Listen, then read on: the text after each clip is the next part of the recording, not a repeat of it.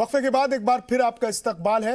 आज का मुद्दा में हम बात कर रहे हैं कि क्या बात से रास्ते निकलेंगे। शाहीन बाग में जो 70 दिनों से एहतजाज चल रहा है उसका इख्तिताम क्या होगा, उसका अंजाम क्या होगा। शाहीन बाग मुजाहरे से जुड़ी शमा खान साहिबा इस वक्त हमारे साथ स्टूडियो में मौजूद हैं। शमा खान साहिबा, मैंने पहले दिन भी देखा था जब 15 दिसंबर को जब वो मुजाहरा इस्टेब्लिश हुआ था, शर्जील इमाम वहाँ पर मौजूद था, वो भी मैंने देखा था। आज मैं देखता हूँ तो दोनों की सूरत में बहुत फ़र्क है। जैसे जैसे इंतखाबात करीब आते गए शाहीन बाग का मुजाहरा अपने शबाब पर नज़र आया। सैटरडे और संडे को तो शाहीन बाग में पैर रखने की जगह नहीं होती थी, लेकिन आज हालात बिल्कुल मुख्तलिफ हैं। आज लोग बटोरने से भी नहीं इकट्ठा होते, बुलाने से भी नहीं, मस्जिदों से ऐलान होता है तो ये जो बहार थी ये कहाँ चली गई? सर देखिए, पहले क्या था, पहले तो मैं आपको बता दूं कि जो लोग अगेंस्ट जा रहे थे वो इसलिए जा रहे थे क्योंकि वो CAA NRC को एक दूसरे के साथ जोड़ रहे थे।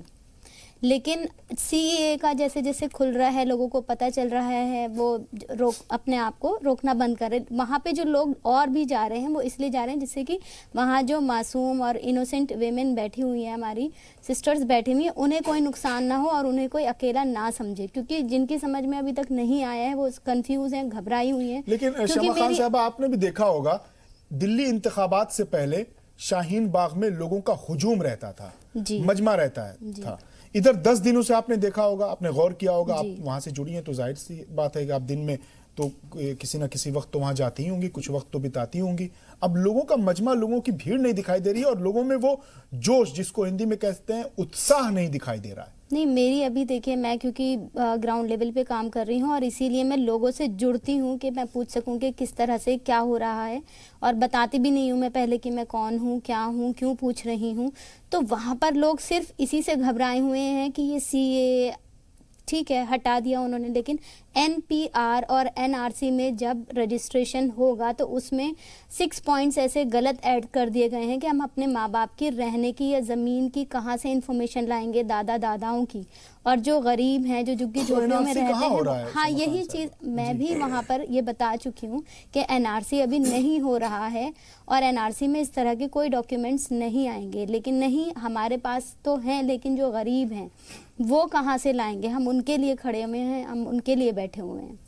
ठीक है, तो ये चीज है। ठीक है, ठीक है, मैं आ रहा हूँ दिनेश जी, आपके पास आ रहा हूँ। जो आपने कहा उसमें कुछ नहीं, समस्या यही है कि देखिए इसमें काम क्या होता है कि देखिए गलत अफवाहें बड़ी तेजी से फैलती हैं। जैसे लोगों ने कहा कि CAA आ जाएगा तो आपकी नागरिकता समाप्त हो जाए। जैसे फॉर एग्जाम्पल हम ही हों या समाज ही हों, अभी इंटरमीडिएट में फेल हो जाए तो जितने आपके रिलेटिव होंगे ना, शाम तक सबको पता हो जाएगा कि इंटरमीडिएट फेल हो गई, और ये फर्स्ट डिवीजन पास हो जाए तो 15 दिन तक लोगों को नहीं पता होता है। सर, ये और एक मिनट मेरी बात सुनिए, अब मैं बात जो मैं कहना चाहता हूं, दिनेश जी फिर आपके पास मैं ये कह रहा हूं, आपसे बात हो गई।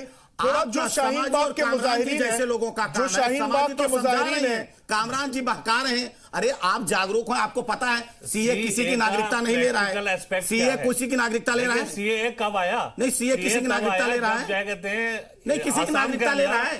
NRC हुआ, आसाम के अंदर NRC हुआ है, सर्वोच्च न्यायालय के कहने पे NRC हुई। अजीब बात है कामरान जी, दोनों आप अधिवक्ता हैं। हाँ, नहीं, मुझे मालूम है, मुझे मालूम है, मुझे मालूम है, नहीं उसको मुझे मालूम है, सुप्रीम कोर्ट ने कराया, बिल्कुल सुप्रीम कोर्ट ने कराया NRC। आप ये चाहते हैं कि बांग्लादेशी, आप यही कह रहे हैं कि बांग्लादेशियों को शरण दे दीजिए, आप यही तो कहना चाहते हैं। अगर शरण दी जाए तो सबको दी जानी चाहिए, नहीं तो किसी को बांग्लादेशी पीड़ित हैं।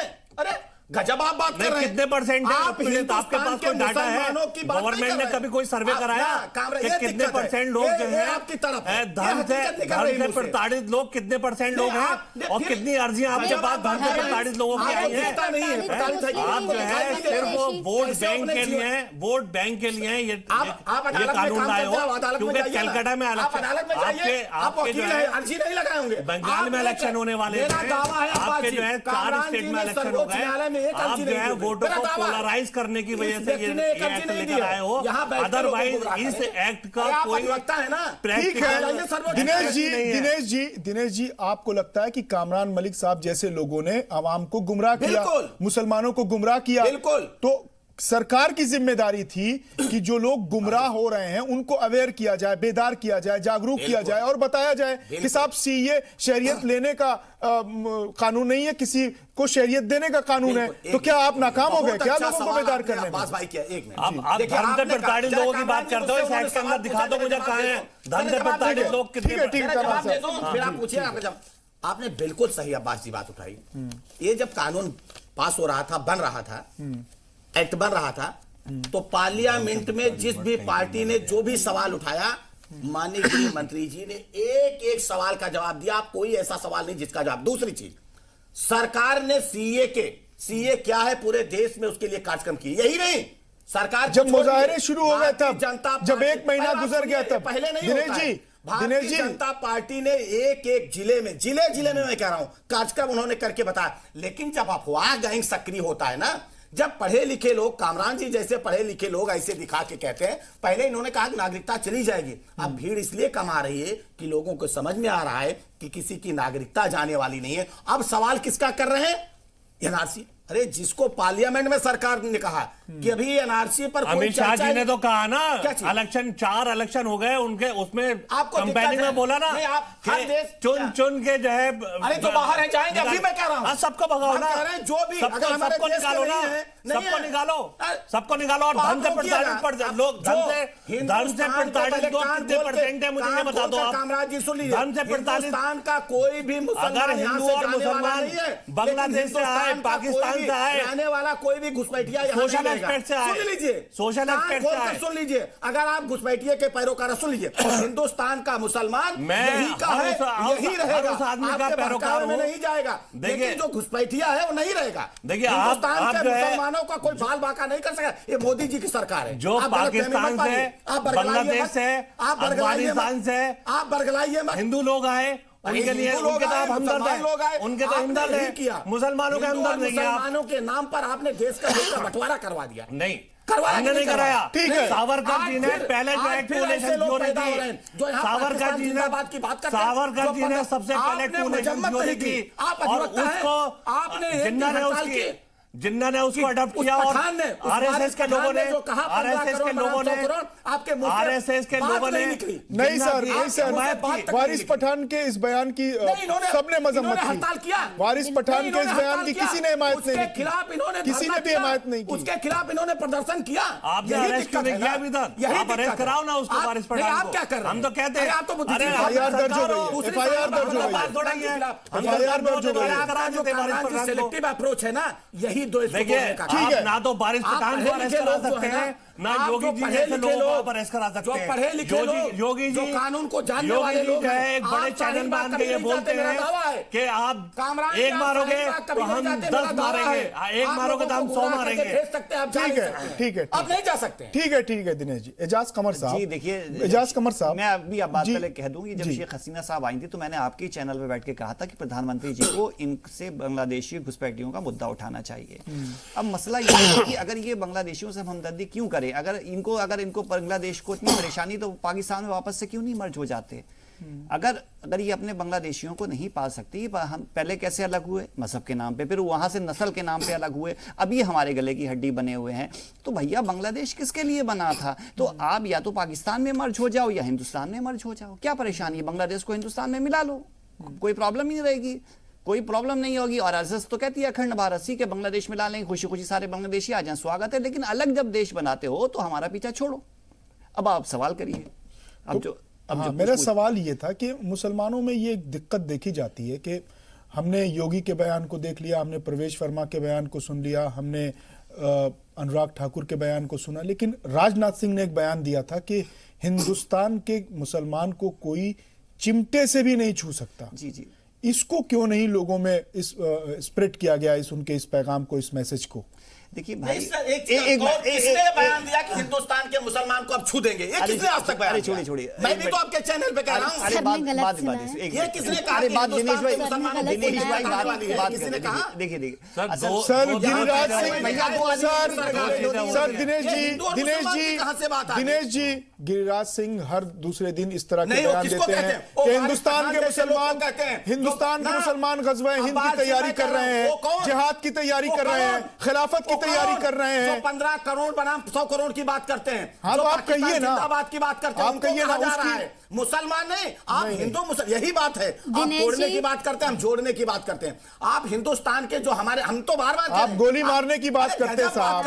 आप ISIS का अड्डा बताते हैं शाहीन बाग को, आप शाहीन बाग को ISIS का अड्डा बताते हैं। आप बताते हैं 500-500 रुपए लेके बैठी हुई खवातीन है, आप कैसी बात करते हैं? एजाज कमर साहब, मैं आपसे कंस्ट्रक्टिव जवाब चाहता था, लेकिन दिनेश जी अपनी आदत के मुताबिक उस जवाब में कूद पड़े। एजाज कमर साहब, मेरा सवाल यही था कि मुसलमानों में ये बहुत बड़े लेवल पे ये दिक्कत है कि आप नेगेटिव मैसेज को तो स्प्रेड कर देते हैं, फैला देते हैं, आम कर देते हैं, कन्वे कर देते हैं, लेकिन अगर कोई अच्छी बात कर रहा है, कोई पॉजिटिव बात कर रहा है, तो राजनाथ सिंह के उस बयान को मेरे ख्याल से उतने बड़े पैमाने पर लोग नहीं जानते होंगे कि उन्होंने मेरठ की रैली में इसी सीए के हवाले से कहा था कि हिंदुस्तान के किसी भी एक मुसलमान को कोई चिमटे से भी नहीं छू सकता। बिल्कुल, असल में तासुब दोनों तरफ से है और दोनों तरफ से थोड़ा थोड़ा आगे बढ़ना पड़ेगा। मुसलमान जो हैं वो सिर्फ उन लोगों के सेलेक्टिव बयान को लेते हैं, इसी तरह के हिंदू जो हैं वो भी ओवैसी को लेते हैं, आजम खां को लेते हैं। वो दूसरे लोगों को, आरिफ मोहम्मद खां को क्यों नहीं लिखते, फिरोज बख्श साहब को क्यों नहीं देखते और दूसरे लोगों को क्यों नहीं देखते? देखिए, एक जो वही फिक्री बेमानी आती है कि देखिए, मैं आपको पर्सनल बात कह रहा हूँ, तासुब की बात है।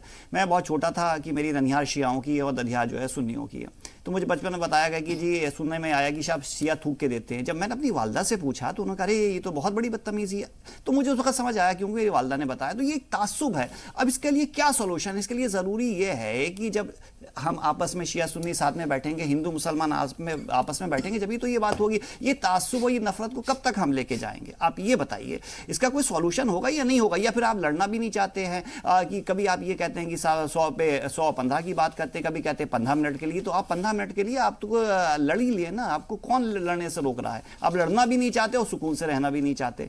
मैं तो कहता हूं, अगर मैं तो जब आपके चैनल पे मैंने कहा जब मैं जी एटॉमिक वार हो जाना चाहिए, मुझे तो कोई फर्क नहीं पड़ता भाई। जब आप शांति की बात नहीं करते तो आप लड़ने के लिए तैयार हो जाइए, एटॉमिक वार हो जाए, सब कुछ हो जाए। मतलब ऐसे सुकून आपको नहीं मिलता ना। अब वक्त आ गया इस बात के कि आने वाली नस्लें हमसे उम्मीद रखती हैं कि हम थोड़ा सा आगे बढ़ें और जो नफरत की दीवारें, जो तासुब की दीवारें, इनको खत्म करें। तो एक कदम आप बढ़े, एक कदम वो बढ़े। अरे कुछ तो कोशिश करें। तो 1 इंच और आधे इंच हटने की बात कर रहे हैं ना। जैसे लोगों को गृह मंत्री ने कहा, मैं आपके चैनल पे कर रहा हूं, आप आइए। लेकिन यहाँ तो दिक्कत है, कोई तो गृह मंत्री ने ये भी तो कहा ना, गृह मंत्री ने ये भी कहा ना कि सीए कानून पे हम 1 इंच भी पीछे नहीं हटेंगे। मुजाहिरीन कह रहे हैं कि हम आधे इंच पीछे नहीं हटेंगे। तो यहाँ पर फासले कैसे कम होंगे? बताओ ना, आप बताओ उससे आपको दिक्कत क्या हो? ठीक है शमा खान साहबा, ठीक है सर, ठीक है शमा खान साहबा, क्या अब शाहीन बाग का जो मुजाहरा है, जो मुजाहिरीन है, वो फंस चुके हैं और उनको निकलने का रास्ता नहीं मिल रहा है, बीच का रास्ता नहीं मिल रहा है और खुद मुजाहिरीन के अंदर गुट बन गए हैं, गुटबाजी शुरू हो गई है, इख्तिलाफात पैदा हो गए हैं? नहीं, ऐसा कुछ नहीं है। वो लोग कंफ्यूज हैं और वो लोग चाहते हैं कि हमसे आकर सरकार मिले, क्योंकि सरकार जब वोट मांगने के लिए गली गली जा सकती है तो एक जगह आकर इत्मीनान से उन्हें क्यों नहीं तसल्ली दे सकती? बुलाया था, होम मिनिस्टर ने बुलाया था। नहीं, ये कोई तरीका होता है? 5000 लोगों को आप लेके चले जाइए। 5000 करोड़ लोगों के बीच में वो वोट मांगने तो जा सकते हैं। लाजपत नगर में गए थे ना मोहतरमा, लाजपत नगर। तो सर ये भी पीस के लिए, एकता लाने के लिए, ठेकेदार बना दिया। एकता फैलाने के लिए तो जाना पड़ेगा। ठेका मुसलमानों का आपने नहीं रखा है, सारे मुसलमानों के ठेकेदार आप बन गए। भाषण करना ही नहीं चाहते बात। सर आप लोग भी तो डेलीगेशन बनाकर आ सकते हैं। ठेकेदार नहीं होता है, सबका अपना कॉन्स्टिट्यूशनल राइट है, कोई किसी का ठेकेदार नहीं होता है। लेकिन कामरान साहब, यही तो सवाल है ना कि जब होम मिनिस्टर ने बुलाया, वो होम मिनिस्टर हैं, उनके पास अब इतनी बड़ी तादाद में कैसे पहुंच जाएंगे? ये तो मतलब इसका मतलब तो ये कि आप बातचीत करना ही नहीं चाहते और एक वहां पर लोगों के आने की मुखालफत करते हैं। उन्होंने बुलाया तो पूरी आवाम चल पड़ी है। कामरान साहब इसका जवाब देंगे। कामरान साहब इसका जवाब देंगे।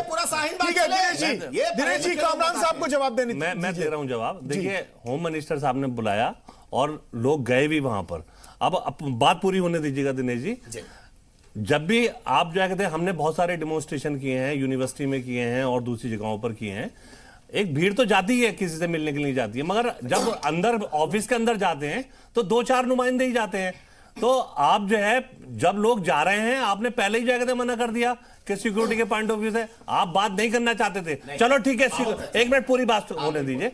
अगर मान लिया बहुत सारे लोग चले गए थे तो आप चूंकि ऑनरेबल होम मिनिस्टर हो, आप ऑनरेबल होम मिनिस्टर हो, आप जो है कहते नहीं आ सकते शाहीन बाग, तो आप अपने नुमाइंदों को भेज सकते थे।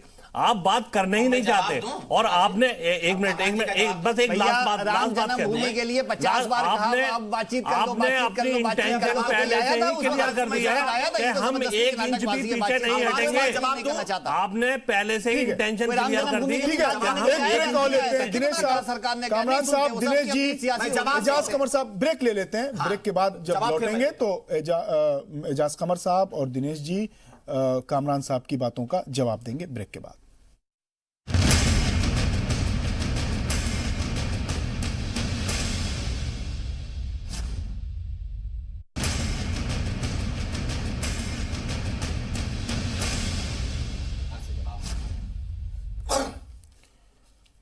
वक्फे के बाद एक बार फिर आपका इस्तकबाल है। आज का मुद्दा में हम लगातार बात कर रहे हैं कि क्या बातचीत से रास्ता निकलेगा। जो शाहीन बाग में मुजाहरा चल रहा है 2 महीने से ज्यादा का वक्त हो गया है। दिनेश जी कुछ जवाब देना चाह रहे थे ब्रेक से पहले, जो बात हो रही थी। एजाज कमर साहब भी कुछ जवाब देना चाह रहे थे। जी बोलिए। कामरान जी, असल में एक चीज कह रहे थे, उन्होंने कहा कि जब भी इस तरह का धरना और प्रदर्शन होता है तो मॉब जाता है लेकिन उसका डेलीगेशन मिलता है। कामरान जी हमेशा याद रखिए, मॉब कहां पूरा नहीं जाता है कि आप होम मिनिस्ट्री तक पहुंच जाएंगे। हम लोग चलते थे रामलीला मैदान में, धरना करते थे, रैली करते थी, वहां से चलते थे तो हम लोगों को 100 मीटर पे ही बैरिकेड लगा के रोक लिया जाता था और डेलीगेशन आके बात करता था। ऐसे होता है।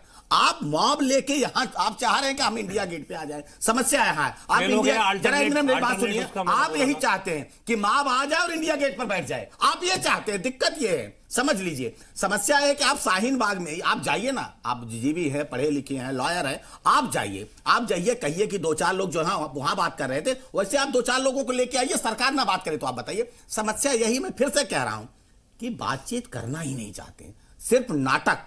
और इनके पीछे जो लोग हैं, फिर मैं कह रहा हूं, नाटक जो हिडन एजेंडा वाले लोग हैं वो ये नाटक करवा रहे हैं। लोकतंत्र में अगर कोई मांग कर रहा है, आप उसके मांग करने के तरीके को गलत साबित कर सकते हैं कि आप सड़क मत जाम कीजिए, आप किसी स्पेसिफिक एरिया में जाइए। दिल्ली में जगह है, राजघाट जाइए, जंतर जगह है धरना का। जी, धरने का ये नहीं कि हम आपके ऑफिस के सामने धरना कर दे, सड़क बना करके लोगों को आना। दिनेश जी, शाहीन बाग में एक बच्चे की मौत हुई है इस प्रोटेस्ट में, तो ये मासूम बच्चे की हुई जी। मासूम बच्चे, ये भी तो सवाल है कि उस मासूम बच्चे को प्रोटेस्ट में क्यों लाया गया। मैं कह रहा हूं कि इतनी यही मैं कह रहा हूं, इनके जो पीछे लोग हैं कि मासूम बच्चों को लाइए, महिलाओं को लाइए और उनको और देखिए आवाज भाषा कहिए, भाषा क्या करें। अभी तो शेरनियां निकली हैं घरों से, मतलब भाषा देखिए। आप क्या मैसेज देना चाहते हो, हम यही कह रहे हैं। एजाज कमर साहब, अगर कल की बातचीत से कुछ रास्ता नहीं निकला तो क्या होगा शाहीन बाग? मैं इस मुद्दे से पहले मैं बताऊं कि जो 1982 में जब मुंबई में दंगा हुआ तो मैं वहां पढ़ रहा था। उसके बाद मैंने 93 में लिखना शुरू करा और मैंने हमेशा सिविल सोसाइटी और सिविल डिफेंस की बात की। और मैं हमेशा ये कहता रहा हूं कि मुसलमान बेटियां जो हैं, इनको कम से कम अपनी हिफाजत के लिए आप ट्रेनिंग दें, इनको सिखाएं, इनको अपने पैरों पर खड़ा करें और सेल्फ डिपेंडेंट बनाएं कि इन्हें मर्दों की जरूरत नहीं हो। मैंने बार बार ये अपने आर्टिकल्स में लिखा कि देखिए, मस्जिद में आप एक सोलर पैनल लगाएं, अगर लाइट बंद हो जाए, अगर सरकार की तरफ से पानी बंद हो जाए, मोहल्ले में कर्फ्यू लग जाए, तो बिना पानी के आप कैसे रह पाएंगे। तो होता ये है कि जो सबसे ज्यादा जरूरत है मुसलमान बच्चियों को, वो ये है कि इनको आप हिफाजत करना सिखाएं, इनको फिजिकल ट्रेनिंग दिखाएं। लेकिन वो करने के बजाय आप इनको सिर्फ एक ढाल बना के इस्तेमाल कर रहे हैं। आप इनके लिए कहां जमीन पे काम कर रहे हैं। अगर खुदा ना करे, देखिए दंगे में सबसे ज्यादा नुकसान किसका होता है? मुसलमान लड़कियों का तो होता है। तो आपने इनके लिए क्या काम किया? ये तो सिर्फ आपके लिए एक मोहरा है। रही बात दूसरी बात की, अगर क्या होगा, आप जानते हैं कि सरकार के पास फौज भी होती है, टैंक भी होते हैं, हवाई जहाज भी होते हैं। और जो अब देखिए कश्मीर में कितना समझाया गया, उनको बहुत समझाया गया, लेकिन पत्थरबाजी, जब उसके बाद पत्थरबाजी बिल्कुल ऐसा लग रहा है सर आप ऐसा लग रहा है कि आप डरा रहे हैं प्यार से। देखिए, सरकार को लाइन आर्डर से ऊपर कुछ नहीं होता। अगर कोई डरा लिया आप लोगों ने, बहुत डरा लिया। यूपी में कहा कि बदला लेंगे, यूपी में योगी जी ने कहा बदला लेंगे, डरा लिया बहुत। उसके बावजूद भी लोग बैठे रहे। अगर आप देश तोड़ने यूपी के अंदर भी आज लोग, अगर आप यूपी के अंदर लोग जो है पीसफुल डेमोन्स्ट्रेशन कर रहे हैं। आपसे कह रहा हूं, फिर आपको कह रहा हूं, आप सुनिए। देखिए, यही जामिया में हुआ था ना, जामिया में और शाहीन बाग में अंतर क्या है? शाहीन बाग में जो धरना प्रदर्शन हो रहा है शांतिपूर्वक हो रहा है, कोई उस पर कार्रवाई सरकार ने नहीं की, पुलिस ने नहीं किया। यही जामिया में हुआ तो बसों को तोड़ने का अधिकार किसने दिया है? बसों को जलाने का अधिकार किया किसने दिया? यही उत्तर प्रदेश में हुआ तो उत्तर प्रदेश की सरकार ने कहा कि बदला लेंगे, तो वो जामिया बदला वाले लेंगे, थोड़ी ना किया है। कानूनी प्रक्रिया से सजा करें, सजा देंगे। सुनिए, कानूनी चीज है। देखिए ऐसा होता है, मैं आप पहुंचाएंगे तो वसूला जाएगा, फिर नहीं वसूला ऐसे नहीं जाएगा, मोदी जी के कहने से वसूला नहीं जाएगा, उसकी एक कानूनी प्रक्रिया होती है। आप धरना करिए, अगर किसी ने प्रॉपर्टी को दिनेश जी शाहीन बाग के लोग भी तोड़फोड़ आप चाहते हैं, आप जैसे नहीं तोड़फोड़ करते हैं, उनके सामने कानूनी प्रक्रिया से उनके खिलाफ कार्रवाई होनी चाहिए। मैं कहता हूँ इस बात को, लेकिन एक तो मैं इस बात को कहता हूँ, मगर लोग बैठे हुए हैं ना, इस तरह के लफ्ज इस्तेमाल नहीं करने चाहिए कि बदला लेंगे, बदला लेंगे। आप चाहते दिनेश जी, आज शाहीन बाग के मुजाहिरीन ने जामिया से नोएडा जो रास्ता जाता है, कालिंदी कुंज के पास जो बैरिकेडिंग की हुई थी, जो रास्ता रोका हुआ था, वो खोल दिया है। लेकिन अभी पुलिस ने जो बैरिकेडिंग की हुई है आगे, वो नहीं खोली है। तो क्या आपको लगता नहीं बता रहा हूं, तो सिक्योरिटी के लिए, सिक्योरिटी के लिए शर्त पसंद कोई भी आके कल को छेड़खानी करेगा तो मतलब नहीं सुनिए, तो हो सकता है कि ये शाहीन बाग के मुजाहिरीन की तरफ से ये एक सिंबॉलिक पैगाम हो, तो क्या अब सरकार को नरम पड़ जाना चाहिए ना? अब सरकार की तरफ से किसी नुमाइंदे को आ जाना चाहिए ना? हमारे मुल्क के आवाम है, वो महिलाएं हमारे आपके घर की महिलाएं हैं, गजब बात। देखिए उनकी हिफाजत की जिम्मेदारी किसकी है? खुदा न खास्ता जो दो बार दो तरह की घटनाएं वहां करने की लोगों ने कोशिश तो फिर सरकार ऐसा माहौल पैदा करेगी उनको सड़क पर आने ना पड़े। आप उसका भी खुलासा हुआ ना जी, जिन लोगों ने कोशिश भी किया, दखलंदाजी करने की कोशिश की, अगर उस सरकार की सुरक्षा ना होती, उस पर भी लोग कह रहे थे पुलिस मूक दर्शक बनी है, उस पर भी लोग सवाल खड़ा कर रहे थे, तो पता नहीं लोग क्या करते। जब तक वहां का धरना समाप्त नहीं होता, वहां पर बैठे हुए महिलाओं की सुरक्षा करना इस सरकार का पहला दायित्व है, पहला दायित्व। तो महिलाओं को वहां से बैठने के लिए मजबूर करने के बजाय महिलाएं ऐसे कुछ बीच का रास्ता निकला है, सरकार की तरफ से पहल हो जाए कि महिलाएं अपने अपने घरों में अपने अपने घरों की जो जिम्मेदारियां हैं उसमें मसरूफ हो जाए। नहीं, वो अपना घर बार छोड़कर सर्द रात पूरी ठंड बिता दी सड़क पर। मामला देखिए 70 दिन हो गया, मैं ये कह रहा हूं कम नहीं होता है, यही तो अफसोस है। 70 दिन हो गया, अब मामला सर्वोच्च न्यायालय में, सर्वोच्च न्यायालय के डायरेक्शन में वार्ताकार गए हैं, वार्ताकार अपनी रिपोर्ट, कल अंतिम बात होगी, अपनी रिपोर्ट। मैं चाहता हूं देखिए जो चीज बातचीत से हल हो सकती है वो हमको लगता है किसी दूसरी चीज से। यही सवाल है दिनेश जी, आखिरी सवाल है, हमारे पास वक्त कम है। सबसे मैं चाहूंगा कि आप लोगों का टेक क्या है, इस सवाल के जवाब का टेक क्या है? दर्शकों से मैं कहना चाहता हूं फिर से कि अगर आप बातचीत करना चाहते हैं तो आप आइए, आपका स्वागत है, बातचीत आप करिए। और आप धरना प्रदर्शन करना चाहते हैं तो आप रोड छोड़िए, आप बैठ के धरना प्रदर्शन शांतिपूर्वक करिए, आपका स्वागत है, किसने मना किया है? बाकी आपको कानून पर विश्वास करना जब सड़क पर जाम करके, सड़क जाम करने के बाद भी सरकार ने नहीं सुनी तो किसी कोने में बैठकर कैसे सुनेंगे मुजाहिरीन की आवाज? सरकार होम मिनिस्टर कह रहे हैं, सरकार और क्या होती है? ठीक है, सरकार के मंत्री होम मिनिस्टर मंत्री है ना। एक आखिरी सवाल है, एक आखिरी सवाल है, आप चारों लोगों से एक एक करके जवाब दीजिएगा, वक्त कम है, कम अल्फाज में, कि अगर दिनेश जी आपसे शुरुआत होगी, अगर कल की बातचीत से कोई नतीजा नहीं निकलता है तो फिर क्या होगा? देखिए हमको बातचीत पर पूरा भरोसा है, नतीजा निकलेगा। अगर नहीं निकलेगा तो हमको अपनी संवैधानिक संस्थाओं पर और माननीय सर्वोच्च न्यायालय पर पूरा भरोसा है। राम जन्मभूमि के इतने बड़े मुद्दे को कैसे सर्वोच्च न्यायालय ने सहजता और सरलता से निपटा लिया, ये तो एक छोटी सी बात है, तो सर्वोच्च न्यायालय इस पर निर्णय दे देगा, आप देखते रहिए। ठीक है, एजाज कमर साहब। देखिए ये मेरा कहने का मतलब ये है, ये मुद्दा जो है बांग्लादेशियों हिंदुस्तानियों के बीच का है, इसको हिंदू मुसलमान का ना बनाया जाए। अगर आप इस्लाम की बात करते हैं तो फिर दारुल हर्ब में क्या दो रास्ते हैं, या तो हिजरत करें या जिहाद करें, तो इसको इस्लाम से ना जोड़ें। ये बांग्लादेशियों का मुद्दा है, या तो बांग्लादेश भारत में अपने आप को मर्ज कर ले या पाकिस्तान में वापस चले जाएं। ठीक है, शमा खान साहिबा जी, सुप्रीम कोर्ट की जो भी बात है वो मानने नहीं चाहिए और उसको समझनी चाहिए। जब सुप्रीम कोर्ट ये कहे कि हाँ जी आपको कोई नुकसान नहीं है, इसकी गारंटी हम ले रहे हैं। ठीक है, कामरान मलिक साहब। देखिए सुप्रीम कोर्ट ने जो एक कमेटी अपॉइंट की है, दो एडवोकेट्स की जो कमेटी अपॉइंट की है, तो वो इसलिए अपॉइंट की है कि आप जाकर देखो वहां पर माजरा क्या है। वो जो रिपोर्ट सबमिट करेंगे before the honourable supreme court, तो वो निष्पक्ष लोग हैं और वो फेयर रिपोर्ट जो है पेश करेंगे। जिस तरह से सरकार कर रही है, जानबूझ के जो है कहते हैं ब्लॉक कर रही है दूसरी जगहों को, वो बात भी कहेंगे सुप्रीम कोर्ट के अंदर। और हम सुप्रीम कोर्ट के जो भी जजमेंट होगा उसकी जगह कहते हैं इज्जत करेंगे। ठीक है, तो नाज़रीन आज हमने आज का मुद्दा में बात की कि क्या बात से रास्ता निकलेगा। सबकी अपनी अपनी दलीलें थी, अपनी अपनी बातें थी, अपने अपने तस्करे थे, अपने अपने नजरिए और नजर से सबने अपनी अपनी बातों को रखा। मेरे जुनू का नतीजा जरूर निकलेगा, इसी स्याह समंदर से नूर निकलेगा। आज के मुद्दा में आज के लिए बस इतना ही।